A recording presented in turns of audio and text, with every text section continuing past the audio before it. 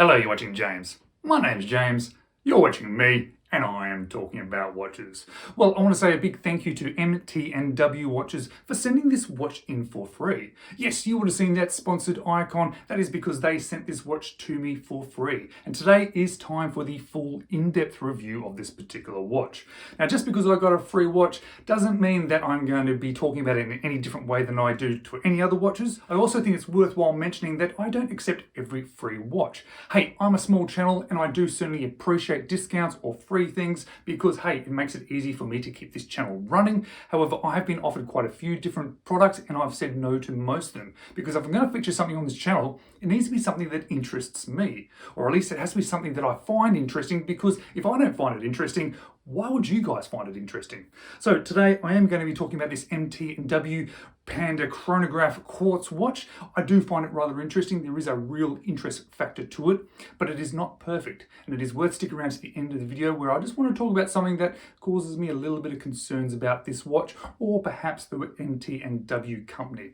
It's not a real negative, but it's worth sticking around to the end to check that out. And because this is a sponsored video, I am going to leave a link to the MT&W website so you can check out these watches for yourself. And if you are interested in purchasing one, they're $248 US. That is directly from their website, okay? Check out that link below if you want to have a look at these watches in any further details. There are some different variations as well that may well be worth checking out. But let's flip the camera around now and let's get into the full review. So on paper, we're getting a few things for this sort of watch. We're getting a sort of vintage style watch. We're getting a nice sort of interesting case, which still to me looks a bit like a sunglasses case. I'm pretty sure it actually is, but it actually works really well to hold this watch. You get a secondary sort of daily wearer sort of pouch. Stick it in there, stick it in your pocket, so that's nice to have. And the thing that you are getting that really stands out most is this really interesting dial. It's really the sort of selling point about this one. Also coming with the VK63 quartz movement, it makes it a slightly more affordable and very reliable movement. And like I said, I think it really sort of does come to the dial on this one, and it really has captured my attention, this dial, because what they've done is they've tried to age it so it looks like a vintage watch, and what they've ended up doing is ending up with something that's a little bit sort of age looking. You can see the interesting sort of marks on the sort of white part of the dial, or the sort of the cream part of the dial. But what it also does, in the sun, it almost shimmers. And I have caught myself looking down at this watch and seeing that shimmer and doing that sort of try to move the watch around to get it to shimmer. So that's a nice thing. Having stared at the watch, that means I must sort of like this watch a little bit. But you'll see the whole dial is not covered by that. We do have this sort of black applied ring there, which then divides up the sub-registers there. That's sort of like an applied sort of matte finish. What I do like then, however, is the applied indices are a sort of a polished steel, overlaps onto both textures. It sort of brings those two things together, which is quite nice. The hands, the second hand and all the little subdial hands are all polished. They're very simple, and there is a tiny little bit of lume. Now, I'm going to show a quick lume video now. It's not great lume. It's not sort of what I expected from this. If you're looking to buy this watch for lume, yeah, probably don't buy this watch then. But what it is sort of then covering then, that sort of dial, is a really cool piece of mineral crystal. Lots of distortion, really sort of nice domed, sort of single domed crystal. I think it looks really good and it feels really nice. And when you're sort of looking at that angle, it is really cool. Surrounded by this solid bezel here, the tachometer in black, does not move at all, but it sort of suits this style of watch, this sort of chronograph style of watch. And the case that surrounds all of that is all polished on the side, polished pushes, polished crown, semi-guarded crown, but all polished between the lugs, polished on top of the lugs, polished on the case side as well. Sort of nice sort of twisted in lugs, which I really like. I really like that feature on watches. But what I do like about it is the dimensions, because the case diameter of this one is about 40 millimeters. The width of it is 13.6 millimeters, but remember it's got that big crystal, so that does add part of that width to it. Lug to lug, we're looking at 47.5 millimeters, which is a really nice lug to lug. 20 millimeter lug width, so it's a nice easy one to swap out to other straps, and that's something you're probably going to want to do with this one. And a nice easy 70 grams on wrist. So it's a really sort of nice dimensions, nice weight to have on wrist. Now they do mention that this is a premium leather strap. Well, I have got it wrong before when I've talked about straps. I've mentioned that they're not particularly great quality, then they've ended up being great quality. I don't think this one is great quality. It doesn't feel that great. It feels a bit like one of those sort of Aliexpress straps. You look down through the individual of those holes, and I can't see that it's leather, and there's definitely no leather smell to it. does, however, have pretty good sort of hardware on it. It is signed with the MT&W logo there, which is not too bad. But as I've always mentioned with these sort of straps, these are really only just placeholders. They're a placeholder while you find another strap that really suits you, your individual tastes, and what you want to be worn on the watch. And to make that really easy, it comes with quick release spring bars, which is exactly what you want. So you can get rid of this one and put something on that you like.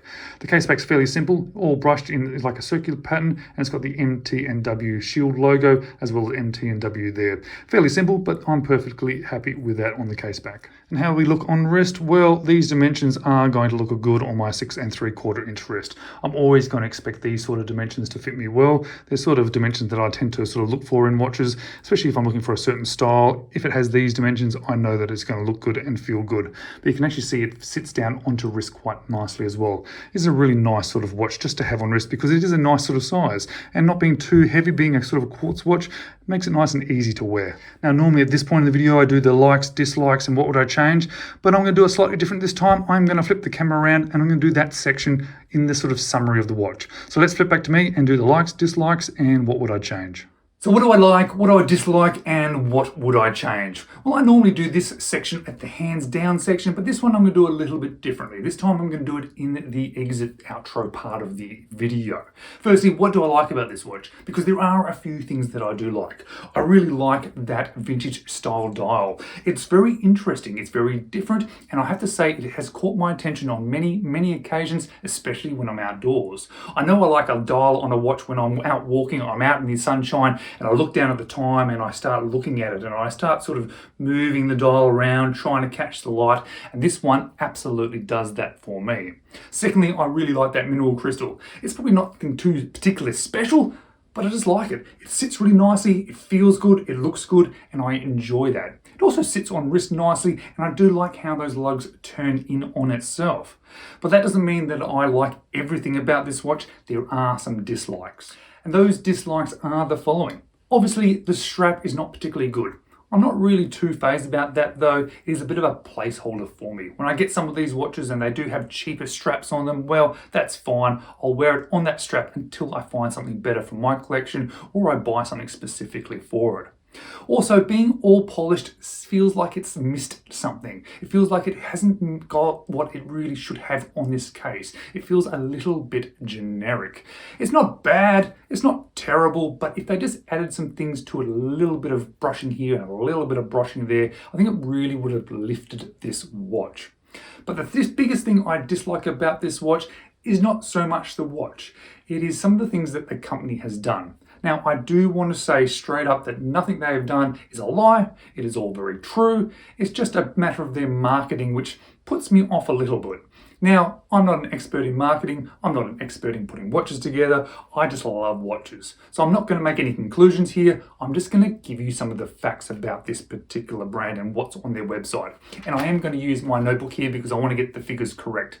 Firstly, when they're talking about the strap, they do say it's a premium leather strap.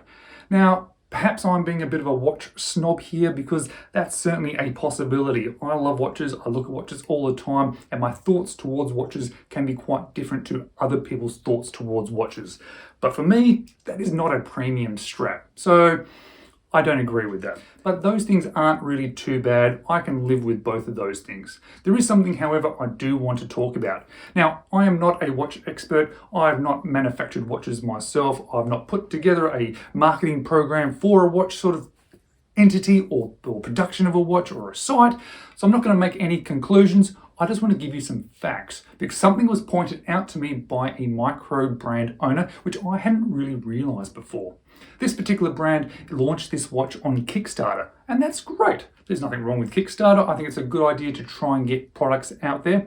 And this one, it hit 700% of its aimed mark. But it was 7 times what they were trying to achieve. But this person, this micro brand owner pointed something out to me. They pointed out going, well, that really looks good. And when you look on their website, it says they hit 700% of their target amount. They said, oh, just look at the figures. Look at what their target amount was. So let me just explain that to you. I'm not going to make any conclusions. You then get to think about what you think of this particular marketing sort of thing that they've done. On the Kickstarter program, their goal was 50,000 HK. Now, 50,000 HK equates to 6,374 US dollars. Now, that's not a huge amount of money, but hey, I'm not a watch manufacturer, I don't know. What I can say is 6,371 US dollars equates to 25 watches. And that doesn't seem like a high figure of if you're producing watches. What they actually did was 7 times that, which that's great. So what they actually earned was 358,613 HK, which is equivalent to 45,695 US dollars. Now that sounds like a little bit more of a reasonable figure, but how many watches is that? That's 180 watches, which again, doesn't sound like a huge amount of watches, but I guess if a small run, first run of watches, that's not too bad. But it's not the amounts that really worry me, it's what's written on their website. It seems to be quite a big marketing thing to say, hey, we hit 700%. If everybody else wants to buy them, you guys should buy them too.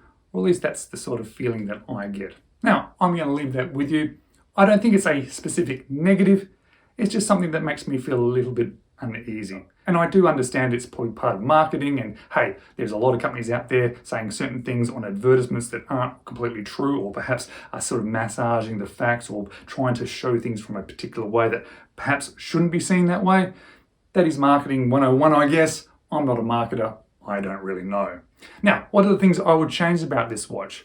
Well, there are 2 real things that I would like to change. Firstly, that all polished case. As I said, I think it missed the mark slightly. If you added some brushing into that, I think it would really mix up the case and it would really make this whole watch pop even more. And of course that strap.